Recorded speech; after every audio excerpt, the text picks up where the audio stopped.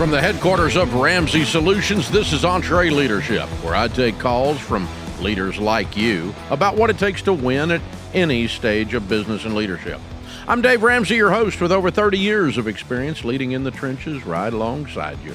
If you've got a question you want to ask on the show, well, fill out the form at EntreLeadership.com/ask or call and leave a voicemail at 844-944-1070. That's 844-944-1070.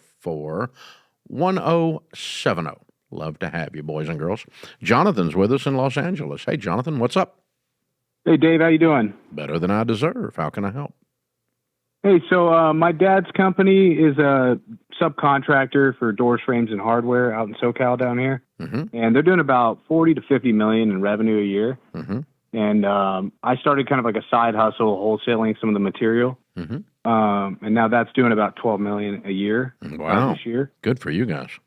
So, yeah, so things are going really well. My dad, unfortunately, is still kind of like a treadmill operator at that size, which is a little bit intense. Yeah, that's very intense. How many team members you got? My dad's got about 100, and we have about 26 at my building. Okay. So you own your thing and he owns his. Yeah, and then we kind of run like an internal department for him, kind of outsourced to us. But so your 12 million is like an internal department for him. It's not your business. It's not pass through. It's 12 million outside of what we do for him. Okay, I'm sorry. You also, in addition to the 12 million, run an internal department for him?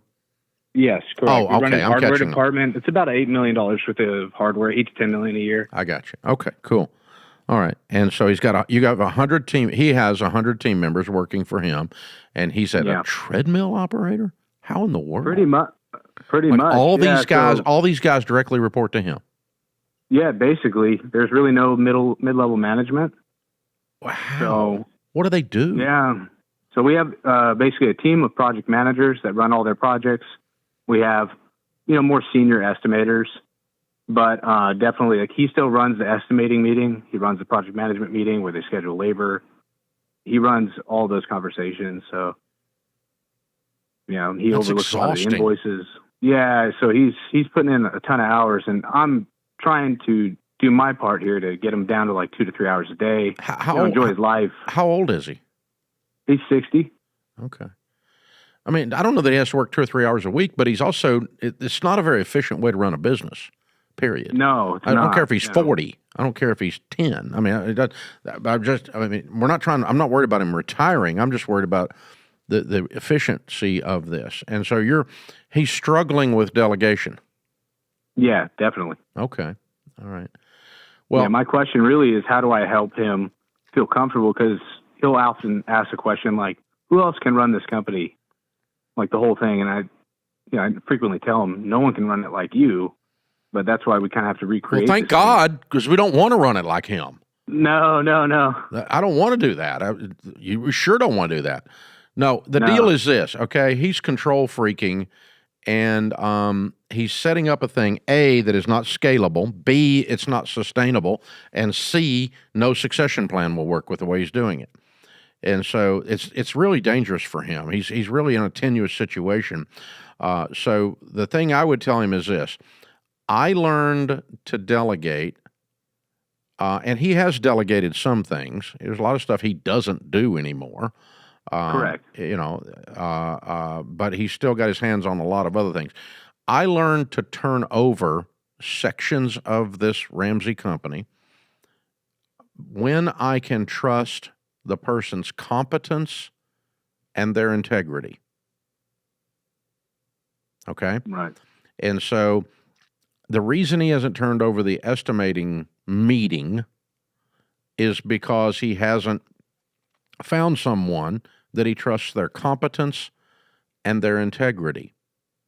And that usually is going to come from first tapping someone on the shoulder and then training them, mentoring them, discipling them to become someone that you can trust their competence and their integrity. If he thought it was being done right and he knew he could trust the person, then you can turn loose.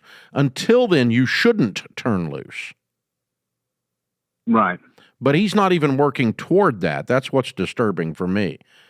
And consequently, he's carrying a lot of weight. He goes home very tired at the end of the day. Yeah, exhausted. Yeah. I know. I used to do it. That's how I can, you just flop down on the couch and go, "What'd you do today?" "Crap, I don't know, but I did a lot of it." It's just like, jeez, man. And so it's like I run around the fire extinguisher all day, putting out fires. Yeah, that's what we always joke, that he's a fireman. Yeah. The first thing I had to learn to do was to delegate stuff I didn't know how to do. The second thing I learned to delegate was things I didn't want to do. The last thing I learned to delegate was the things I was good at and didn't mind doing. So, Right. But eventually you should always be working on your bench depth. Everyone in every position, in every organization ought to be working on their replacement at all times. And that means you're training, discipling, mentoring, teaching someone that can finish my sentences in this particular subject. So like project managers, he's delegated to them. Yeah. He's not running those projects. Right. So he's already done that. So he has experienced this emotion. But what it amounts to is he's really good at estimating. It's second nature to him, and he doesn't hate it. That's why he hadn't turned it loose. Right. It's the last stage of delegation. The delegation of something I like doing and I am good at. That's the thing. Yeah, I think he feels like, it's probably what you said, that he feels he doesn't have a qualified person that he feels comfortable releasing the reins. But he needs to identify and start to pull somebody into that. You got a head estimator in there that can do this stuff. Oh, yeah, definitely. And so, okay, I trust what he does, but do I trust he's going to do it my way? That's important. That's part of competency. Just because you know how to do something doesn't mean you know how to do it the Ramsey way, right? Right. You got to do it the Ramsey way for me to turn it loose to you, because this is Ramsey. Yeah. And it might have a little different flavor to it. It might have a little more spice on the gumbo or whatever, right? So, or a little less. I don't know, whatever. But that you got to. That's what you're looking for. So that's the core thing. What do you think I should be doing, like from my kind of, because I'm like, I would consider me and our controller like his two closest confidants, Yeah, just say, Dad. In order for us to scale this and for us to create it to be sustainable, we've got to train people to where you can trust their competency and their integrity. And until we do, you should not turn this loose. Right. But we need to be working to cause that to happen. And how can I help you get that done? But I don't want you to turn it loose until then, because it'll get screwed up. And he'll go, right. Because that's what he's thinking. You need to say what he's thinking back to him. Right. And then go, but we got to fix it together by getting somebody that you can trust, their competence and their integrity. I'm going to send you a copy of the little book we did, little quick read we did on delegation, and it'll help you. You guys can read through it, and you'll go, oh yeah, that's it. That's what we're doing. You guys can read through it. It's like 37 pages. I mean, it's like a chapter is all it is. And so they're called quick reads, and this one's on delegation in the Entree Leadership materials. What does the future hold for business? Ask 9 experts and you'll get 10 different answers. Economic growth or a recession? Business taxes will go up or down? AI will help us do work or replace us all. But there's no such thing as a crystal ball. That's why more than 42,000 businesses have future-proofed themselves with NetSuite by Oracle, the #1 AI cloud enterprise resource planning system. Ramsey Solutions uses NetSuite, and you should too. Whether your company is earning millions or even hundreds of millions, NetSuite helps you respond to immediate challenges and seize your biggest opportunities. With one unified business management suite, there's one source of truth for the visibility and control you need to make quick decisions. NetSuite's real-time insights and forecasting can help you see into the future with actionable data. And when you're closing the books in days, not just weeks, you spend less time looking backward and more time focusing on what's next. And speaking of what's next, Download the CFO's Guide to AI and Machine Learning at netsuite.com/Ramsey. It's free at netsuite.com/Ramsey.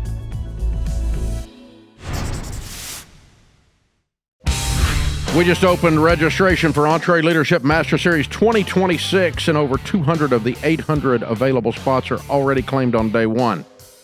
So if you want in, you better register. You're going to have a little FOMO, fear of missing out. Yeah, except it won't be a fear of, you will be missing out. So Master Series is a 5-day business conference where our executive team and I will open up our playbook and show you the exact tactics we have used to grow Ramsey Solutions into a $300 million company. You're going to walk away with a custom plan to scale and a network of small business owners who face the same challenges you do. Thousands of attendees have called Master Series the most tactical and transformational event they've ever attended.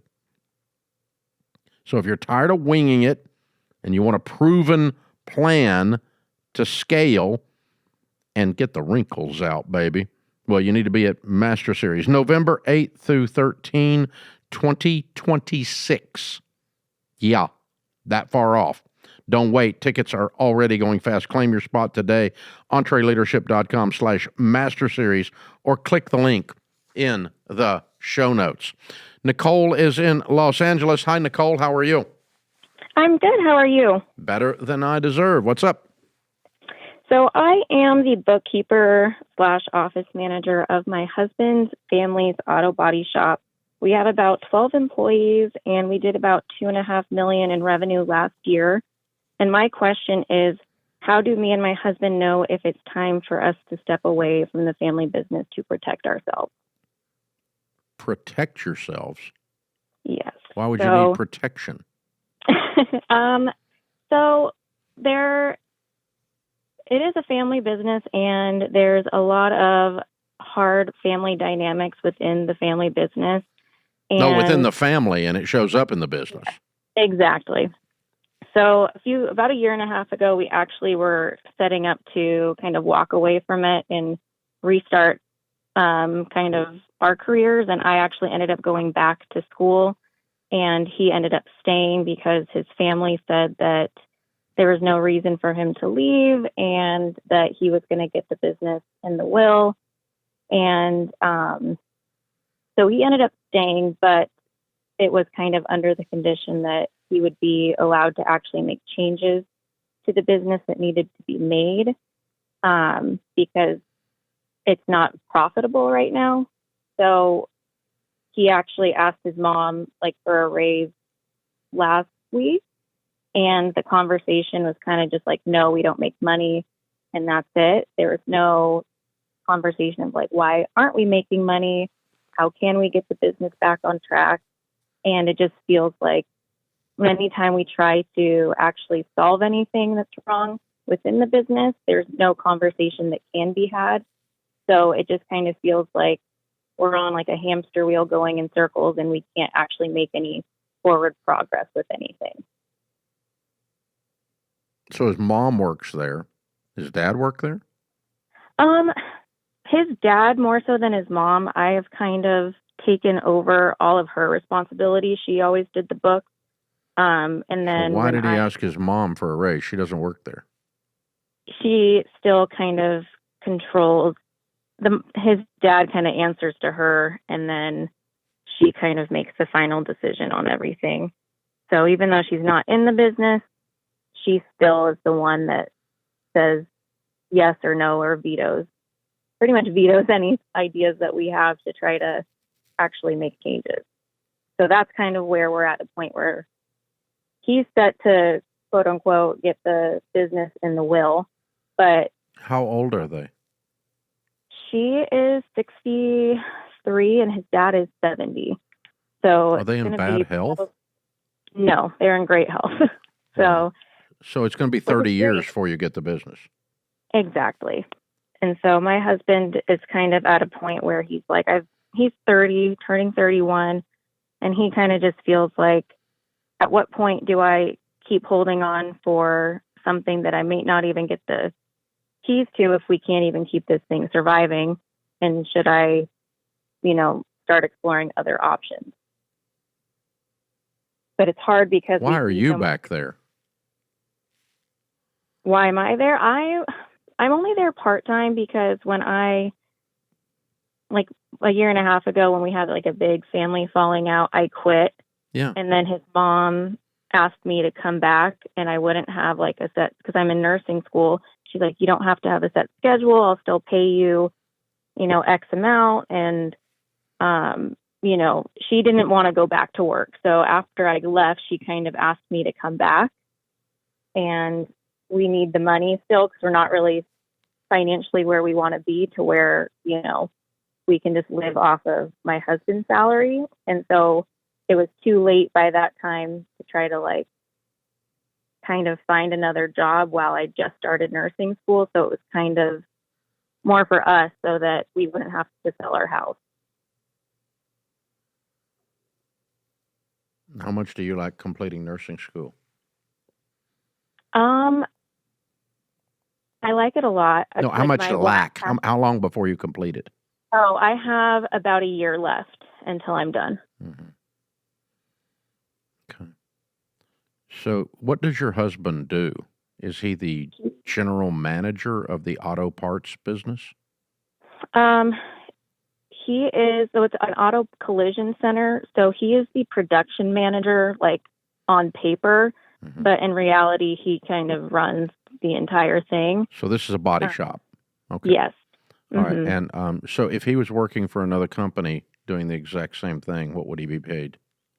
He would be paid around $110,000 a year. Why don't he just go get that job? I think that he feels guilty. I know. Like leaving his. But there's no reason. There's no reason mechanically he couldn't just go get that job. No, there's no reason. Yeah. No. Okay. All right. In which case you could go to nursing school and not work there. Exactly. Yeah. So then you just got to decide. Mm-hmm. You have decided, but he hasn't apparently. Yes. So that's kind of where we're at right now, is deciding, do we? No, you've decided. He just hasn't. He hasn't decided yet. Yeah. He isn't ready to leave, and you are. Mm-hmm. And so, the thing I do on these kinds of things is I extrapolate it and say, okay, 10 years from today, where are we going to be if we stay? Mm-hmm. Well, the story you have told me, to the extent you're being accurate, and I assume you are, is you're going to be sitting exactly where you're sitting. Mm-hmm. These people aren't going to change anything. Yeah. And mother rules the roost and is a bit of a control freak. Yes, that's pretty accurate. Yeah. Well, that's the way you've told the story anyway. Yes, you didn't mean to, but you did. And so, but I mean, sits back in the background and throws grenades in the middle of stuff instead of actually coming over there and getting crap done. I don't want to work, but I do want to screw with everything, and everybody. So, and then she's a travel agent for guilt trips if he decides he's going to go somewhere else. So I would ask myself, what would have to be true for me to want to stay? Okay. Mm-hmm. And I can tell you if I'm in your shoes what that's going to be. Okay. An option to buy them out in the next 5 years and management control in the meantime. Okay. If you will not surrender those two things, I'm going to have to do something else. Okay. Because they are not willing to make changes that are going to allow you to do this gradually, so it's going to have to be more abrupt. Yeah. Because they lied before. Yeah. They said, we're doing the changes, we'll let you do changes, and then they didn't. And so, guys, we're going to make these changes. I'm going to be running the shop. Does Dad work there every day? Pretty much. What does Dad do? He kind of just runs around and does he just can't sit still, so he doesn't really do much of the... I mean, if I gave him a title, what would he be? What would his title be? Is he the manager of the whole place? And your husband runs production? he's manager when he wants to be, and he's manager when he doesn't want to be. So they tell my husband, it's your shop when it's convenient for them to go do what they want to do. But then when he wants back in the driver's seat, then he takes back the reins. So it's very messy. There's no clear. Yeah. clear Well, rule. I'm going to address that but you can't do it. Yeah. You're going to end up being the Wicked Witch of the West in this story. Yes. The evil daughter-in-law who messed up everything. Everything was fine till you came along. If you keep running your mouth, that's where you're going to be. So you're going to have to, your husband's going to have to grow a backbone and decide where he stands on this. Is he finally going to stand up to his mommy or not? Mm-hmm. And is he going to decide, okay, Mom, these are the terms. If you violate these terms, you are firing me because I'll be leaving. Mm-hmm. So you are deciding for me to leave if you take back the reins again. You are deciding for me to leave if we don't execute on the option for me to purchase this business from you all. And if you don't want me here, it's okay. I can go over there and make $110,000, and Nicole can go to nursing school, and we're fine with that. We love y'all. We want you to win. We want you to have a good life. We're not mad at you.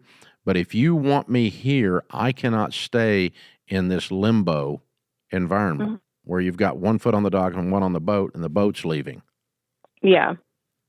And it's driving me nuts, Mom. And so, Mom and Dad, we're going to sit down, and if you even attend the meeting, you don't say a word. Yeah. You just, and do not open your trap, period. I'm serious. Because this woman is going to tag you and label you, and you're going to get stuck with this for the rest of your life with your kids and her grandkids. Mm-hmm. And you got to keep this clean because she's used to being in control.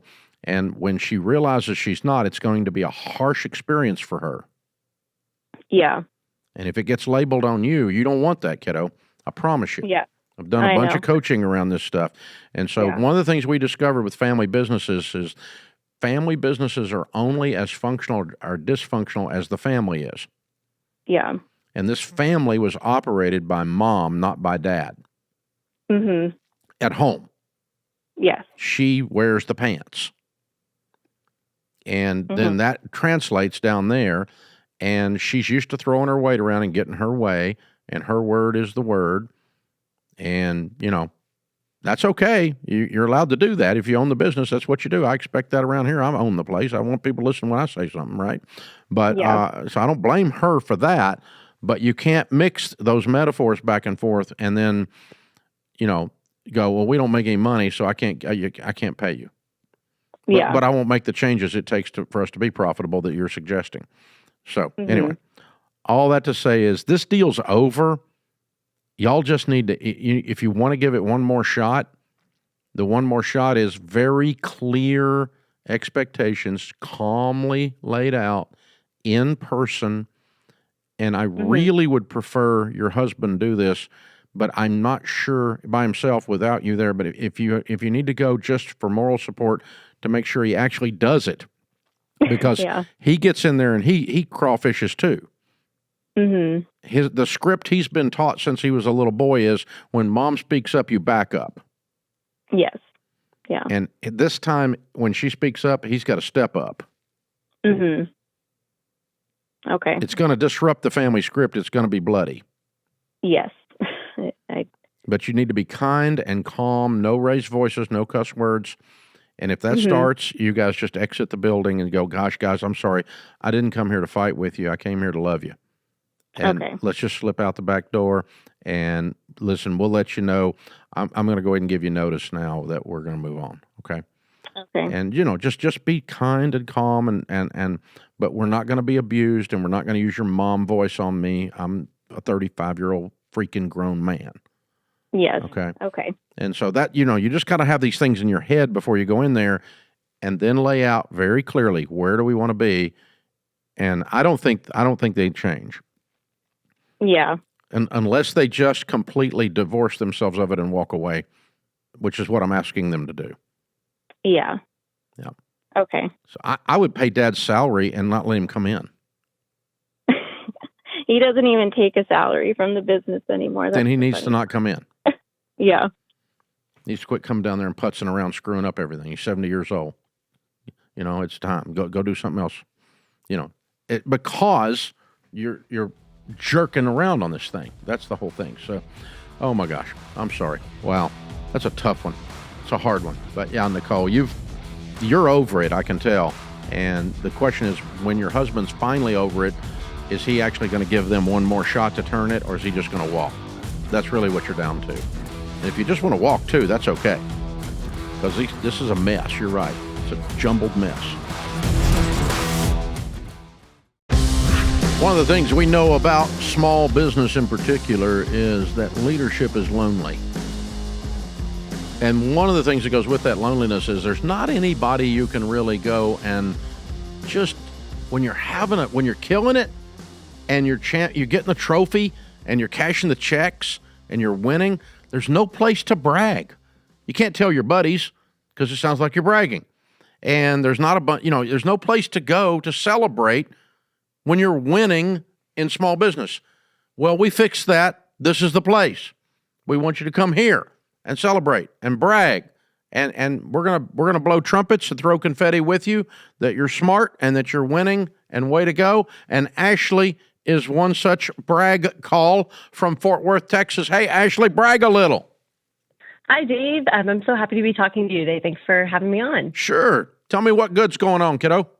Yeah, so I'm the owner of a wedding planning company in the DFW area. We have 6 full-time team members. I've been in business for about 10 years. I actually called in to the show last summer, just needing some guidance on where I should go next, and your advice really helped out clearly. Here I am calling. So at the time, we were averaging about $300,000 in revenue. But after the advice you gave me, we're on track to hit about $500,000 this year. Whoa! I love it. Way to go. Yes. Excellent. Yes. What did you do? What was the big thing that made the difference? Yes. So during my last call, we were really just at a crossroads with the company of what kind of weddings we were servicing at the time. We weren't fully serving the luxury market, but we were also starting to price out of the lower end weddings, and we just seemed to be in limbo. And so you had encouraged me to split the brand, where I would create a lower end brand to serve the lower end clientele and leave my current business to continue growing and moving upward.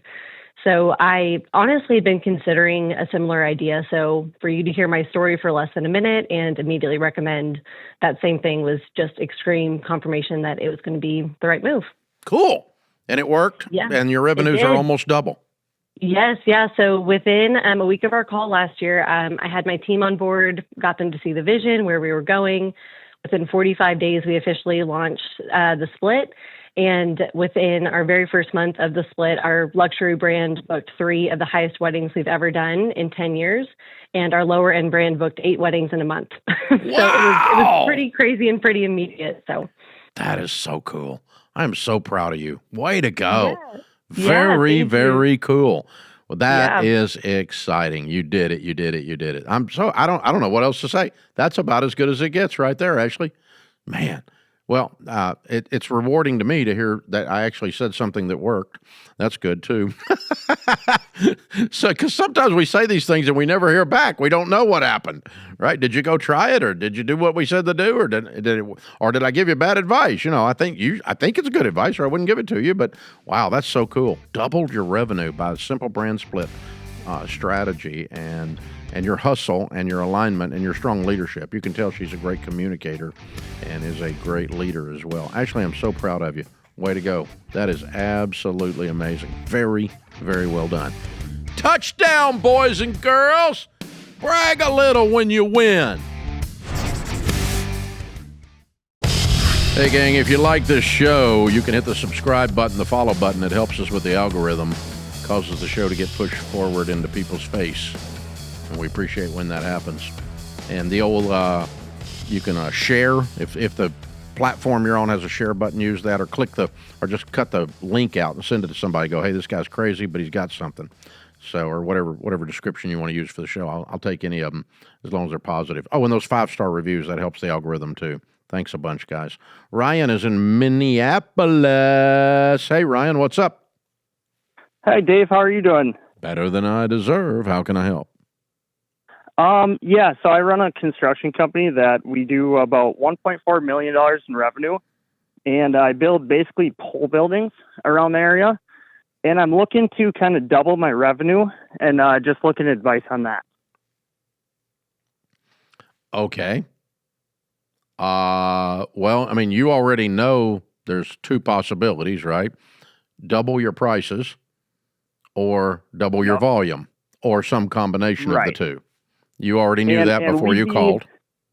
Yep, and we'd be looking to, I guess, double our revenue with basically, I'm kind of set up. I think I have the ability to run 2 crews. I run 1 crew. I employ 3 guys right now. And I think I have 2 foremans with me, and only one's an actual foreman. And so I'm looking to kind of, see how I can market my way into doubling, the amount of projects we can do. Okay. How long have you been open? About 1.5 years. Okay. And you've already done 1.4 million? Yes. Yes, sir. Okay. So you think there's a ton more business that is like low-hanging fruit. You can just go pick it. I kind of do, yeah. I need to advertise better. I'm just looking for ways to do that. But from what I'm seeing, there's a lot of work in the area, and I think I can do it. And I just want to kind of start, I guess last year we started, like you say, kind of crawling. This year we're kind of walking, and next year I want to start running. So yeah, okay. So what I want you to do is grow at the speed of quality hires. Yep. I don't want you to double your volume and hire some donkeys. Right. I want thoroughbreds on the team. Can't win the Kentucky Derby with a donkey. Yep. And so you got thoroughbreds now, and you're a little bit spoiled with that, and you're automatically extrapolating that into double. And that's good. I like that. That's good ambition. But the naive part of that is that you're just assuming you can get another set of thoroughbreds. And honestly, in business, it is not unusual to say the number 1 or number 2 problem is attracting and keeping high-quality people to get the job done. Correct. It's like the hardest that part is of business. Very true. I have 3 guys. Like I said, I have 2 that, one's an actual foreman. One, he's 23. He can be a foreman in the next year or 2. Okay. We want to take care of him. And then I have a summer help that's, working part-time through college. Yeah. And he's actually, you've got to duplicate that exact lineup. So you got to have that. You got to have that many more to do the same volume at the same quality. Yep, and that's where I've been very blessed with that. I'm just trying to figure out what was your profit on the 1.4. About 20 to 25%. Okay, so you made $250,000. Correct. Yep. So last year we did about $1 million at 20%. Yeah. This year it's going to be about 1.4 at 20%. And I'm kind of at the point where I guess the reason I asked that is I would go ahead and hire the next 3 for the next crew, even if you don't have the work. Sure. You can afford it. You got the margin. Okay. And then as soon as you get them in there and you know that they know what they're doing, you're working alongside your existing crew to prove their worth, to prove their competency, then that gives you a lot of comfort to lean into the marketing hard and go get a bunch of work and separate the crews. But you don't have to go get the marketing done and then hope you get the crew. That is very true. That scares me. I'd get the crew on the ground. It's going to be hard to get the same guys I have times 2. It's going to be very hard to do that. I do understand that completely. Yeah, and so I'm going to go ahead and start working on that now. And even if you don't have enough work for them, you put them on payroll because you got the margin to pay them. Okay. And as soon as you get them on the payroll and they're out there swinging a hammer and they're putting up pole barns and you're ready to go, then you go, okay, I can comfortably with confidence lean into the marketing and go ahead and get that volume up, because now I've got the guys in place. I'm afraid if you go get the marketing that you're going to feel the pressure to hire and end up hiring donkeys instead of thoroughbreds. I've done that. I've gotten something that was booming so hard that I had to have the help, and the pressure to do that caused me to lower my standards, and then that created cultural problems and all kinds of idiocy inside my building, and I had to have a crazy eviction and evict some crazy. And a donkeyectomy, right? And so, yeah, you got it. And they're painful. They're really freaking painful. So you don't want to do that. You want to get the thoroughbreds in the saddle, ready to go, and get them ready to, get them out there swinging a hammer, and then you're gonna make it happen. That's pretty cool, man. Congratulations. You're doing really well. Very proud of you. Very, very done. Folks, remember, better a wary warrior than a quivering critic. This world needs more high-quality leaders. So take courage and lead. I'm Dave Ramsey, your host. Thanks for joining us on EntreLeadership.